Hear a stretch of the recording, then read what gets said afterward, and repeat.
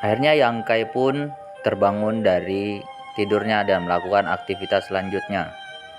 Dan terdapatlah seorang wanita yang selalu mengawasinya dari atas pohon. Wanita itu pun berkata, "Bukankah itu..." Wanita itu pun terus mengawasi dan memperhatikan Yang Kai. Tapi Yang Kai tetap serius dengan pekerjaannya. Temannya pun berkata, "Yang Kai, ada apa? Kau sudah menyapu di titik itu lebih dari sejam." Wanita itu pun tertawa dalam hatinya dan berkata, "Orang aneh." Yang Kai berkata, dalam keadaan tidak sadar, berkata di dalam hatinya, "Meskipun teknik body temperate terbukti sungguhan, tapi aku hanya bisa berlatih setengah jam setiap hari. Apalagi yang harus kulakukan selebihnya?"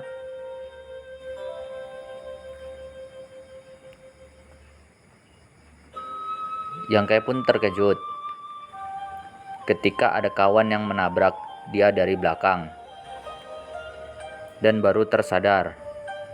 "Teman, kau tak apa-apa. Jangan khawatir, jangan khawatir."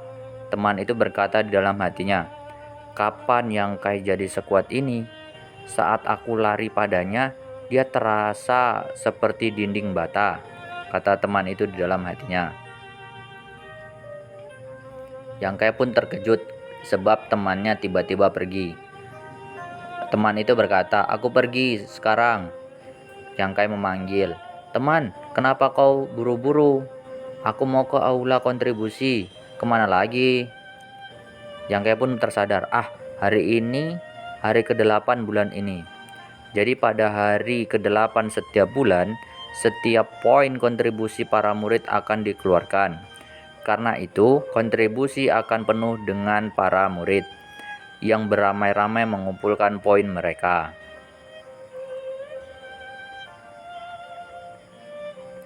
Menyapu memberikan 10 poin kontribusi, tapi aku ditantang 6 kali bulan lalu dan semuanya dikalahkan.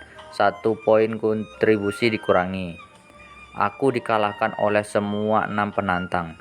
Jadi aku cuma dapat 4 poin kontribusi bulan ini. Aku mungkin lanjut saja menyapu dan melupakan ini, kata Yang Kai dalam hatinya. Lalu setelah agak kesorean pun Yang Kai mengunjungi poin kontribusi, gedungnya yang dijaga oleh seseorang tua. Tapi tampaknya seorang tua itu sedang tertidur. Yang Kai pun berkata di dalam hatinya, "Pak tua ini, aku penasaran, cek murid Pavilion High Heaven mana lagi dia mimpikan lagi." Yang Kai memanggil, "Bendahara Meng." Ternyata orang tua itu bernama Bendahara Meng.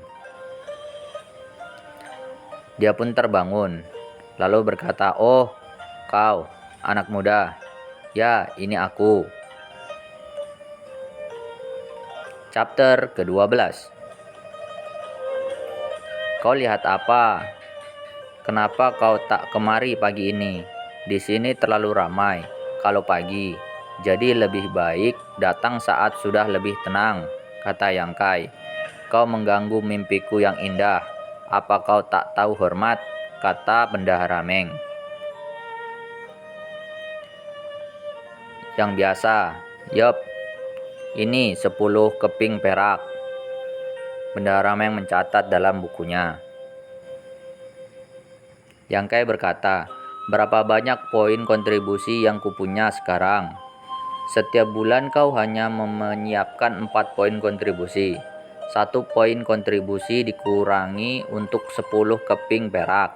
Jadi totalnya tersisa 3 poin kontribusi. Kau punya 12 poin kontribusi. Jadi bagaimana? Kau ingin mendapatkan botol krim pembeku darah?" Yang Kai berkata, "Tidak, terima kasih." Yang Kai berkata di dalam hatinya, "Cuma 12 poin. Aku bahkan tak bisa dapat 1 tangkai herbal berharga." Bendahara Meng pun berkata, "Yang Kai kecil, aku tahu kau mencoba menabung untuk menukarnya dengan pil temperate essence.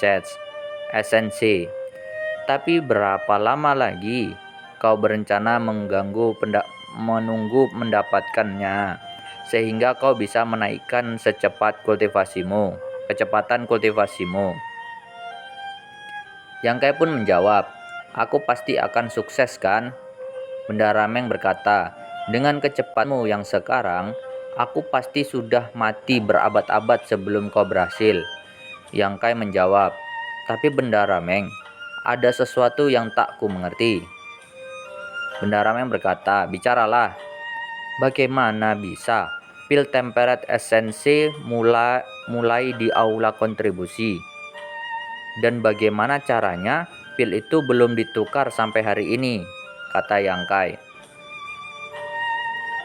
Bendahara Meng menjawab, hehehehe, karena itu hartaku sendiri, tak ada yang mengetahuinya. Itu milikmu? Bendahara Meng menjawab, jangan marah. Meski itu milikku, aku harus menukarnya dengan poin kontribusi, seperti yang sudah kita sepakati sebelumnya, karena kata-kataku tidak bernilai. Yang Kai menjawab, aku akan dapat poin kontribusi yang cukup. Jadi, ku dengar kau dikalahkan kemarin, kata Bendahara Meng. Yang Kai pergi dengan sinis. Bendahara Meng berkata, hei, kemarilah dan ngobrol denganku, jangan langsung pergi. Yang Kai berkata di dalam hatinya, apanya yang harus dibicarakan?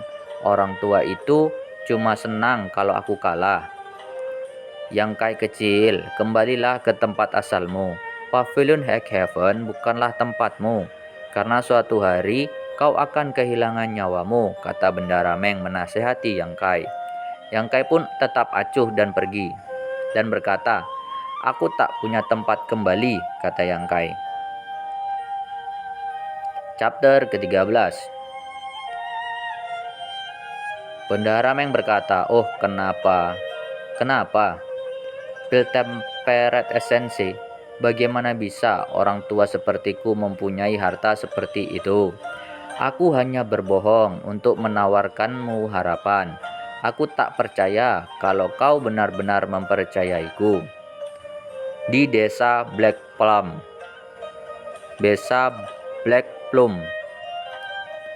Yang Kai pun berjalan dan sambil berbicara di dalam hatinya.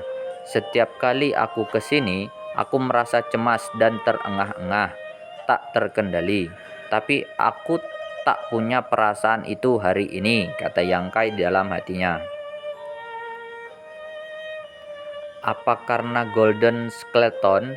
Golden Skeleton itu ialah tulang yang diserap Yang Kai yang keluar dari dalam buku.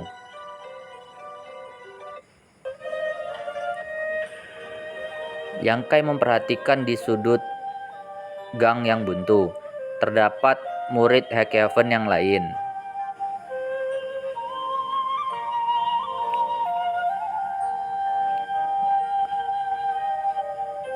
Yang Kai menuju tempat dia biasa membeli kebutuhan sehari-harinya.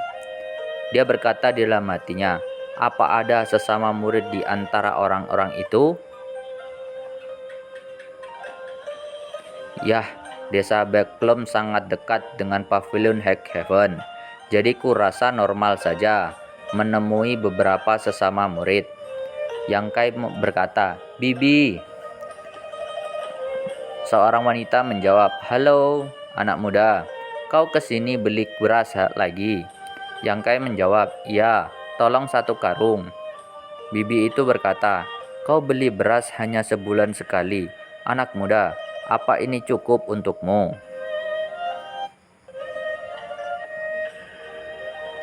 Yang Kai pun menjawab, ini cukup kok. Wanita itu berkata, bohong. Melihat badan kurusmu saja sudah jelas kalau kau tak cukup makan. Yang Kai menjawab dengan cemas, aku kadang-kadang berburu di hutan untuk mengalahkan rasa laparku. Suami dari bibi itu berkata, istriku, sayang, ambilkan beras lama di belakang dan berikanlah ke anak itu.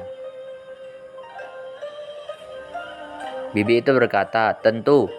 Yang Kai menjawab, bagaimana ini bisa adil? Kalian juga perlu hidup di sini. Bibi itu menjawab, serangga berkembang di berasnya, jadi tak bisa kami jual lagi. Suamiku bilang serangga-serangga ini sebenarnya lebih bernutrisi daripada beras itu sendiri. Tunggulah di sini, aku akan kuambilkan untukmu. Yang Kai berkata di dalam hatinya, setiap kali aku ke sini untuk beli beras, bos dan istrinya selalu menemukan berbagai alasan untuk memberiku beras lebih. Nyatanya, selalu beras bagus yang mereka berikan padaku, bukan beras lama sama sekali. Yang Kai berkata, terima kasih, Paman He. Chapter 14. Kau cuma sendirian. Aku yakin ada masalah sulit. Ada masa-masa sulit. Kalau kau lapar, datanglah ke kami. Kami mungkin tak punya banyak, tapi kami punya beras. Yang Kai menjawab dengan malu. Baik. Pegawai toko itu pun berkata kepada pengunjung baru, Tuan, apa yang ingin Anda beli? Pengunjung itu berkata, minggir, sambil ditendang. Pegawai itu pun merasakan sakit. Paman He berkata, apa ini? Yang Kai terkejut. Siapa pemiliknya? Paman He menjawab, Aku. Dasar pria tua berhati gelap. Kau menjual beras beracun pada saudaraku.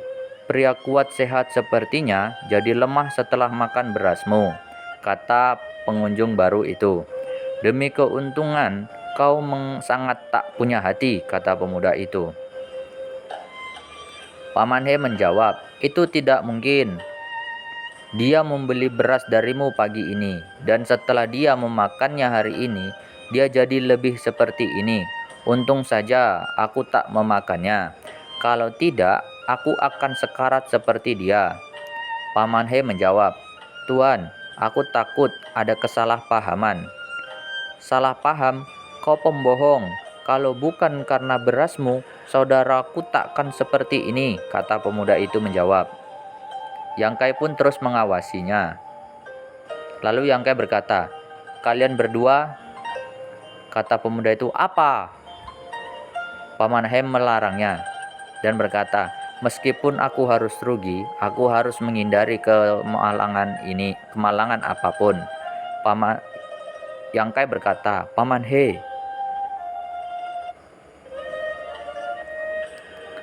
Paman He berkata, terkait penyakit saudaramu, yang bisa ku bilang itu tidak ada kaitannya denganku. Pemuda itu menjawab, apa? Tapi aku masalah. Karena kau di sini sekarang, aku tak bisa berdiam diri saja. Karena dia kesakitan, kita mungkin harus segera membawanya ke dokter untuk perawatan, kata Paman He. Tapi tentu saja, kalau kalian kurang uang, aku bisa membantu dengan biaya perawatannya. Pemuda itu berkata, kau pembisnis jahat. Apa kau menganggap kami seperti perampok? Ini tak bisa diterima. Kami ini laki baik yang tak pernah melakukan kesalahan apapun. Tapi kau menjual beras beracun. Di mana hati nuranimu, kata pemuda itu. Yang Kai berkata di dalam hatinya, dengan sikap ini, kau memanggil dirimu sendiri lelaki baik, kata Yang Kai. Paman He berkata, lalu apa yang kau inginkan? Tiba-tiba datanglah pemuda yang lain. Teman-teman, tunggu. Yang Kai pun terkejut. Mereka yang ada di gang barusan, kata Yang Kai. Chapter ke-15. Pemuda yang baru datang itu berkata, Yang Kai pun merenungkan kejadian sebelum dia sampai ke toko Paman He.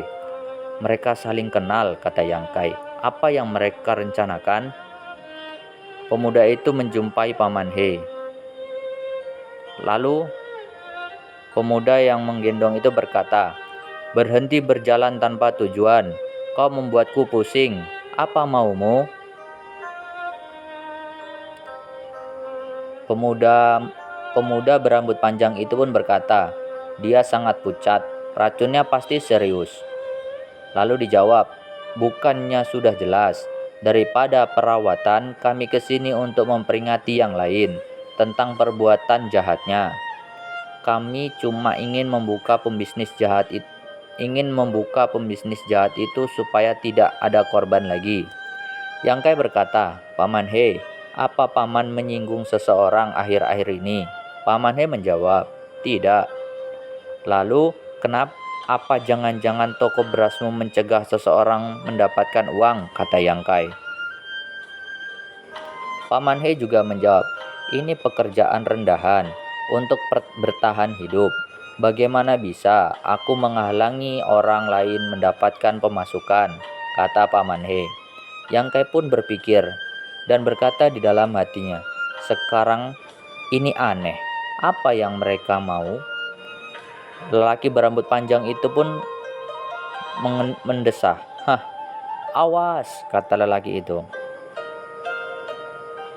Lalu pemuda yang kesakitan tiba-tiba meloncat dan menghindari serangan dari pemuda yang berambut panjang. Pemuda yang meloncat itu pun panik. Lalu pemuda berambut panjang berkata, meskipun terkena racun, kau menghindari seranganku dengan mudah. Aku terkesan, kata pemuda berambut panjang itu. Yang lain penonton pun berkata, kau pembohong, ini tak masuk akal. Pasti murid dari Pavilion Heaven kungfunya hebat, kata para penonton. Berani sekali kalian berdua mau memeras di sini. Lalu Yang Kai pun mengambil kesimpulan. Mereka memainkan peran kesatria yang terhormat, mengungkapkan permainan licik, dan melindungi yang lemah untuk mendapatkan reputasi. Kalau aku tak melihat mereka bersama di gang itu tadi, aku takut aku juga akan percaya pada mereka. Tapi kenapa sampai repot-repot, kata Yang Kai dalam pikirannya. Pemuda yang berambut pendek pun berkata, dasar bajingan, siapa kau? Urus urusanmu sendiri. Pemuda berambut panjang pun menjawab, aku Sumo dari Pavilion Heaven. Pantas saja kau orang berbakat dari Pavilion Heaven. Hari ini kami berdua mengakui kekalahan kami. Akan ku ingat ini. Sialan, kita akan bertemu lagi. Yang Kai berkata di dalam hatinya, percakapan ini sudah diatur dengan cantik, kata Yang Kai. Sumo pun berkata, pergilah.